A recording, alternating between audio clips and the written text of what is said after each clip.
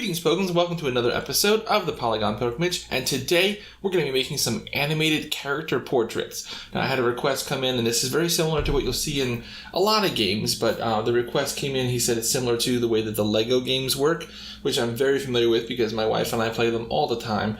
And so what the idea is, in the top left corner, you'll see we have our character portrait, and the portrait is sort of this ring with a background image, and then we have an animation of our character here, and he's sort of in an idle pose. But the interesting thing here that we're going to do today is he's able to kind of break the fourth wall. You'll see here that as he kind of emotes and he's moving around, he's kind of stretching his shoulders out. The top of his head will actually break that top plane and go in front of the ring. But then his shoulders and everything are behind the ring, almost like he's sticking his head through it. So it kind of adds a little bit of ambiance to it, makes it sort of more 3D-like. So I'm going to show you how we do this. I'm going to walk you through the entire steps. We're going to go through Photoshop, how to create the ring and all the different images we'll need here.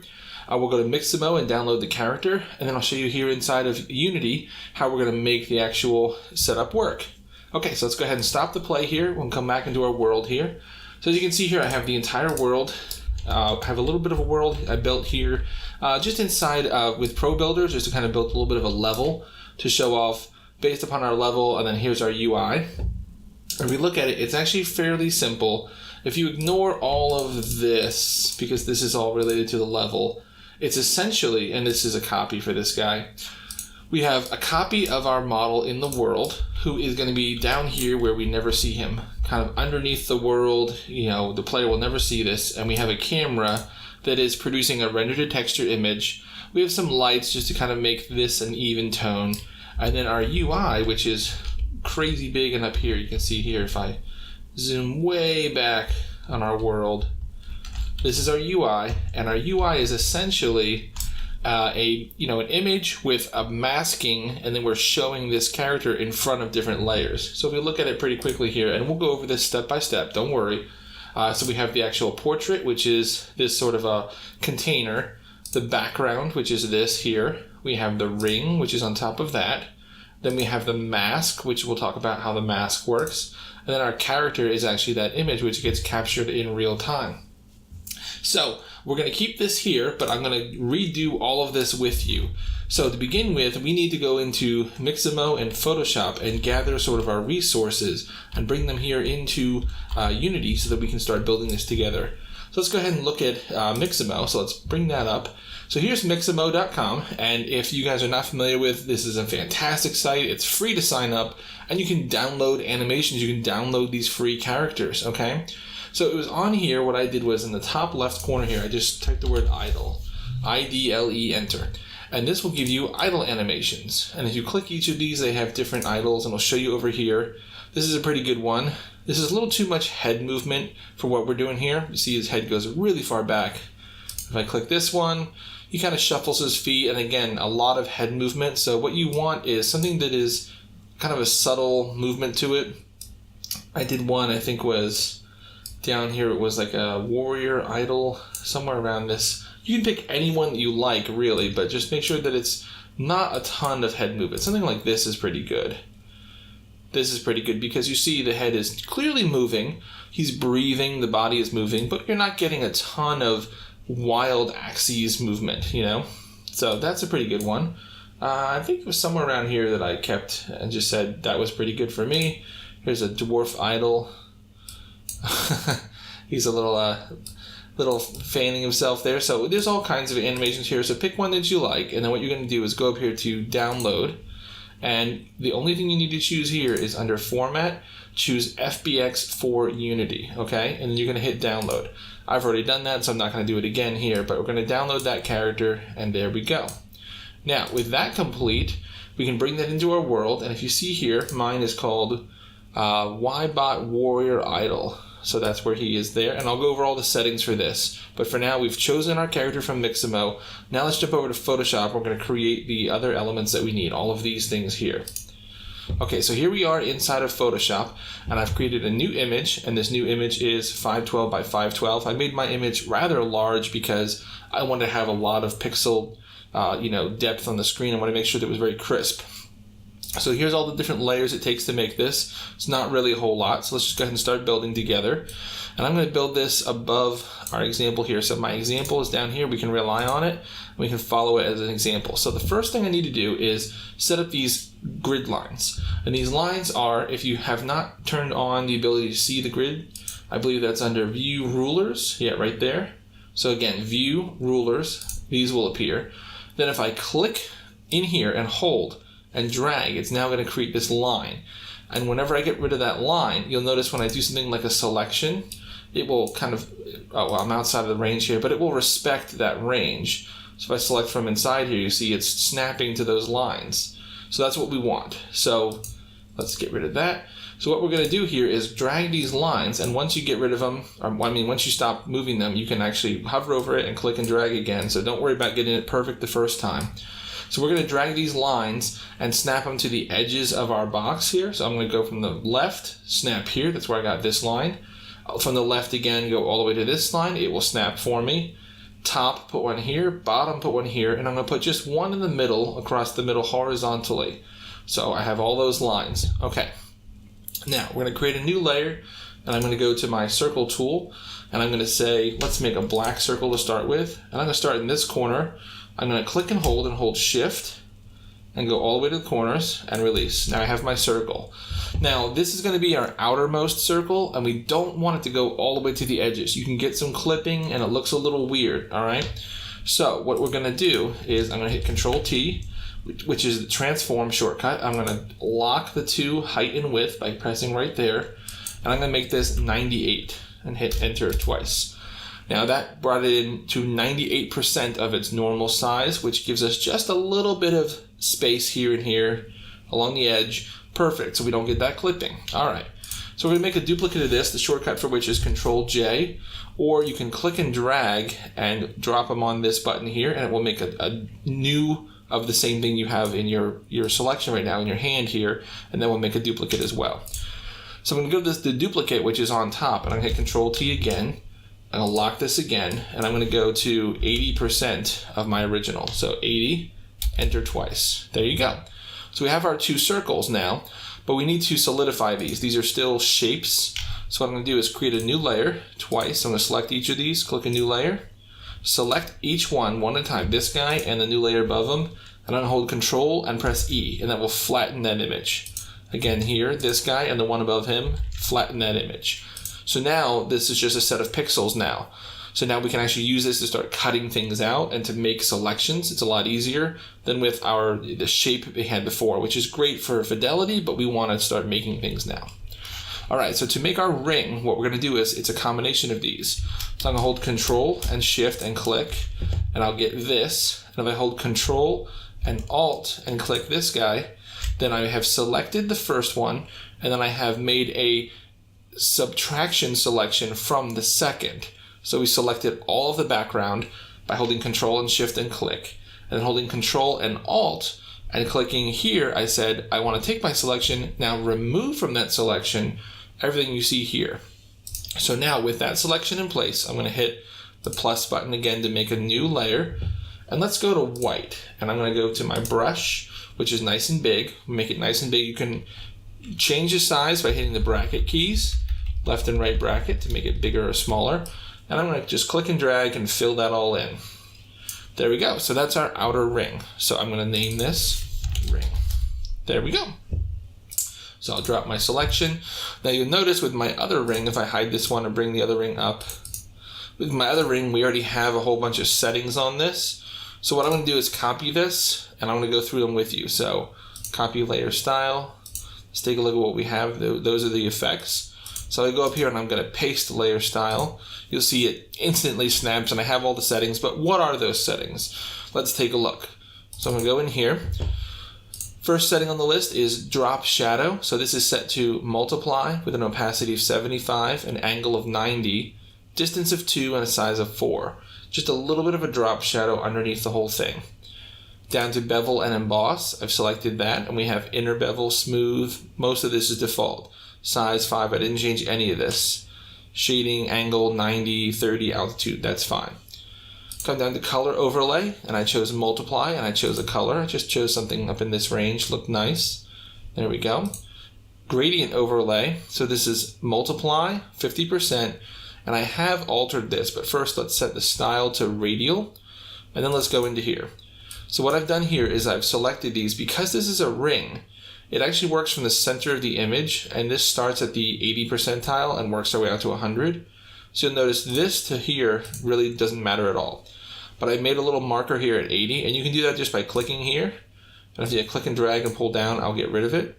So I just click, move it to the 80 mark, made that black, clicked again, moved it to the 90 mark, made that white, and then I used the one that was already there, pushed it to 100 and made it black. And that gives me a dark to light to dark along this entire ring because we're doing it in a radial fashion.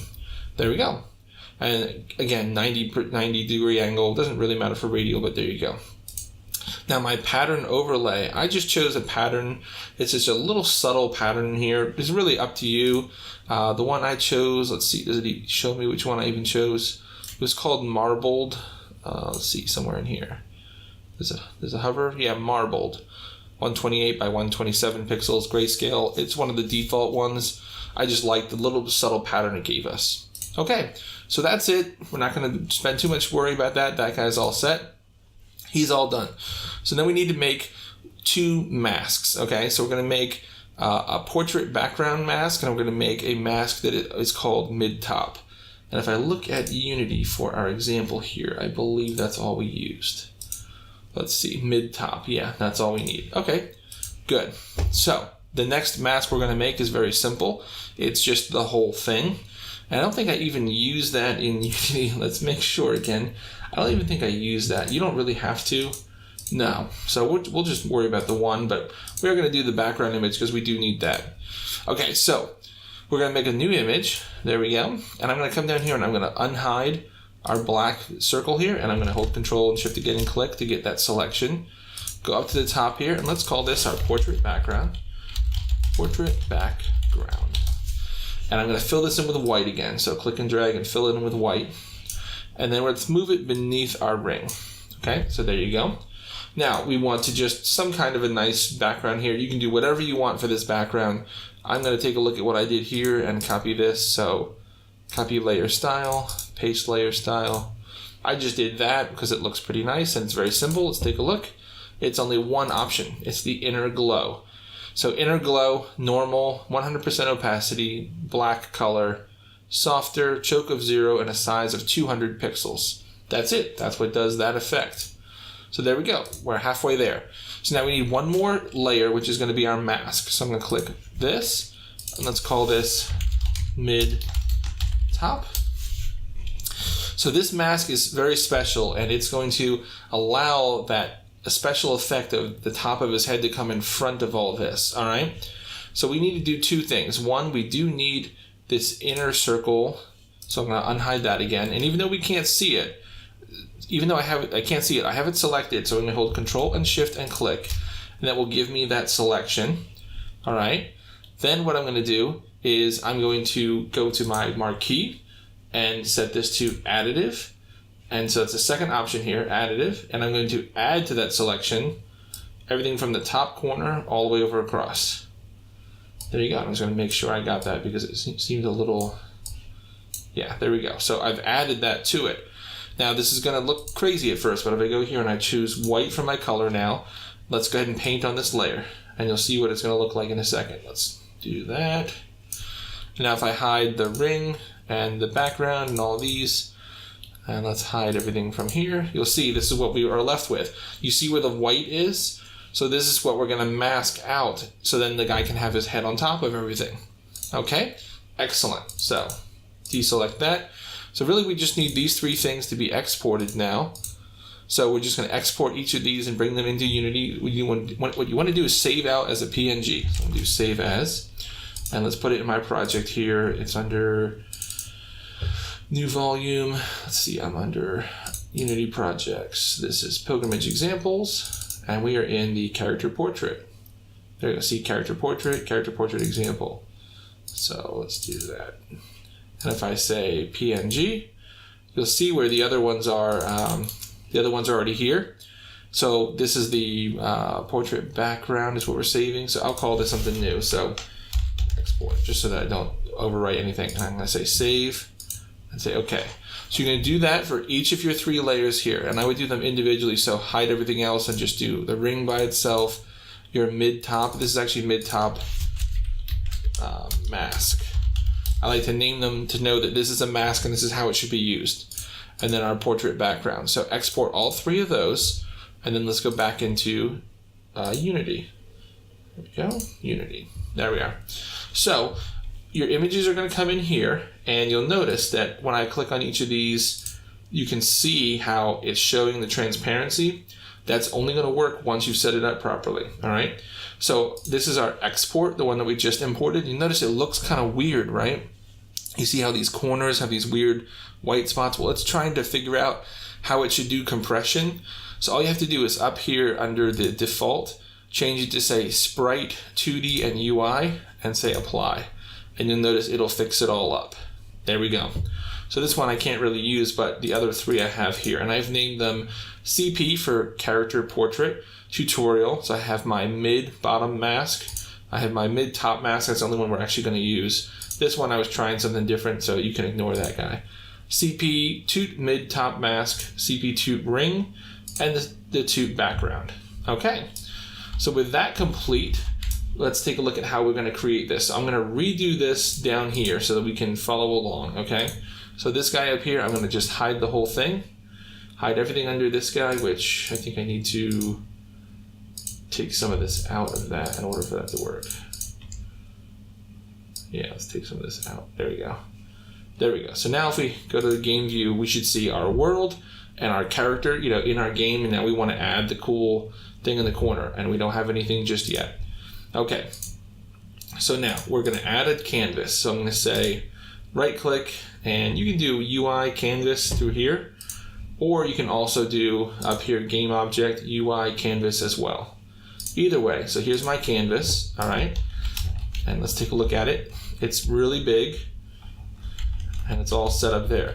And now one of the things that I've learned recently is some of the proper settings over here for your canvas to make sure that everything lines up if you're doing very specific UI elements and you want to know exactly how big they are. So if I look in here as a cheat sheet, let's look at this canvas and see some of its settings here. So we have screen space overlay, scale with screen size, set it to the proper size, right? So let's take a look at this one. That guy's already set, but this guy needs to be changed. This canvas scaler, I've noticed that if you change this to scale with screen size, I can then tell it what is the sample screen size I want it to use. I'm going to say 1920 by 1080. Okay, so we're doing full 1080p. Then I want to match width or height, and I want it to worry about matching width is more important to me than height. You get to pick which one. You can do right in the middle, but I've gotten mixed results with that. So just leave it right there, and we'll double check ourselves. Yep, no more settings we need for that. So that sets us up for success because now everything is going to match to that proper scale. All right, so the next thing we need to do, let's create an empty game object. I'm going to put that into our canvas, and we're just going to call this CP Toot.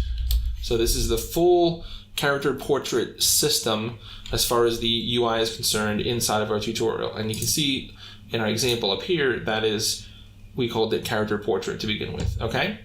So now we need a couple of things, and these are all images. So we're going to right click on CP Toot and say UI image, okay? And it's going to look big and ugly at first. Now let's name it properly. So this is going to be the background, okay? So CP background, all right? And we need an image in here, so I'm going to give it this. There we go. And we need to put it somewhere, and putting it wherever you want. If I unhide this one for just a moment so we can see it, this guy, unhide this for just a moment so you can see it. This guy is up in the corner there, and we can move these guys wherever we want. So I put this up there in the corner already. I should have done it differently where I move the individual images around, but you know, live and learn. So my background image here, I'm just going to move this up into the corner. So portrait background, nothing you really need to do other than it's an image. So we can duplicate that. So we do Control D, and this is going to be our ring. So let's say ring, And now we just swap out the image here. So I'm going to take just the ring and put it in there. There we go. So we have the ring right on top of it. And the way that Unity does these is whatever is lowest in the list is the first thing that's going to be on top of the stack, if that makes sense. So if you put these in alphabetical order, it'd be A here and Z here, and it would go through the stack properly. All right, there we go. So with those two done, the next one is going to be our mask, but the mask is actually an image as well. So I'm going to duplicate this, and let's do this as mask, okay? Now the mask, if we look at it here, it's just a simple image, and then we have to mess with the color just a little bit. So I'm going to choose this mask, and I'm going to give it the mid here, this mid top, and put that right in there. So there you go, that's what he looks like. And right away, it's not really doing much. Well, because we have to put something underneath of it. This is just a kind of a container, and then what you put underneath of it is what actually masks things out. But I did notice that one thing we have to change for some reason, and I don't know why, is that we go into the color here, and I'm going to bring the alpha down to 1. Not to 0, but to 1. And for some reason that works. Might be a bug, I'm not sure, but that's what we have to do there. And then we have to actually add the mask script. We have to tell Unity, hey, treat this as a mask, which means do something. So I'm going to here and say add component, and I'm going to search for mask, and it's this first one on the list there. Just add that. With that added, and with this set to 1, it will now mask out anything we put beneath it. But we first have to give it something to put beneath it, okay? And what we want to put beneath it is our render to texture. So let's go into our area here, and you can see I already have mine here, but we're going to create a new one, all right? Right-click, create, and you want render texture. There we go. I have a whole bunch of extra stuff here, so don't worry, but render texture. There we go. So we're going to call this CP Toot So that's our character, image. Let's make it pretty big, 512, 512, probably too big, but that's okay. So there he is. So now, let's scroll down to our world here, all the way down here. The way that this works is we have a copy of the character in the world, and he's just kind of hanging out down here. Okay, so we just bring a copy of him, and we're only playing the one animation. So if I look at him, he's been brought into the world, and I gave him a new controller. So he'll come in without a controller here for the animation. So you have to right-click and say, create, and you want an animation controller. So let's find that in my huge list of stuff. Animation controller. So let's call this CP Toot. Okay. So we have our character here, and you'll notice that if I go to an animator, this is what we've set up already. And this might be a little advanced for some users, but this is just to make him animate. That's really all that it does. So notice here, I'm going to open up this one. So I'm going to create a new state, a new empty state. And from each of these, I'm going to right click and say make transition and go to this state. So really from anywhere he's at, he's going to go to this state. That means that he's always going to play this animation. So from the animation, from the motion up here, I'm going to choose it from the list, and I want this warrior idol, okay? That's it. That's all there is to it. If you notice, if I look at the difference between my CP Toot and this one now, they're exactly the same. That's all it does, is he's just playing that animation over and over again. So now when I select this character, I'm going to give him the controller, and I can give him the controller right there, bloop.